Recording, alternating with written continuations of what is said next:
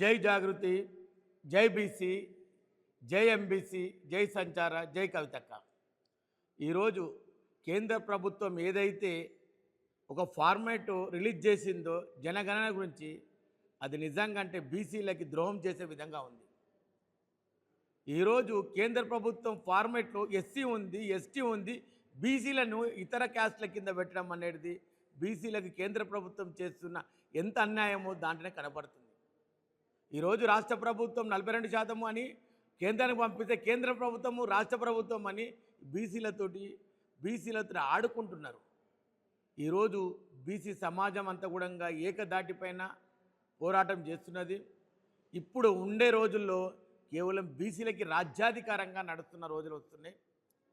అదేవిధంగా మనకు జరిగిన అన్యాయాన్ని ఈరోజు సంచార జాతులకు డిఎన్టీ సర్టిఫికెట్ కూడా ఇవ్వలేకపోతున్నారు.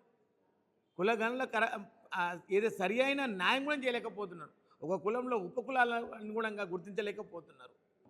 ఈ విధంగా జరుగుతున్న కులగణనను కేంద్ర ప్రభుత్వం ఇప్పుడైతే ఏదైతే ఉంది రాష్ట్ర ప్రభుత్వం ఇచ్చిందని కాకుండా కేంద్ర ప్రభుత్వము రాష్ట్ర ప్రభుత్వాన్ని పరిగణన తీసుకోకుండా కేంద్ర ప్రభుత్వం సమగ్రమైన సర్వే చేసి ఏదైతే బీసీలకు న్యాయం చేసే విధంగా కేంద్ర ప్రభుత్వము చర్య తీసుకోవాలని, అదేవిధంగా 29వ తారీఖున ఏదైతే జరుగుతున్నదో అన్ని కుల సంఘాలు, సంచార కులాలు, ఎంబీసీ కులాలు, అదేవిధంగా మైనార్టీలు కానీ అదేవిధంగా ఉన్న అన్ని కుల సంఘాలతోటి భారీ ఎత్తున కులాలకు జరుగుతున్న అన్యాయాన్ని వెలుగు చాటే విధంగా జరుగుతున్న కార్యక్రమానికి ప్రతి ఒక్కరు కూడా రావాలి.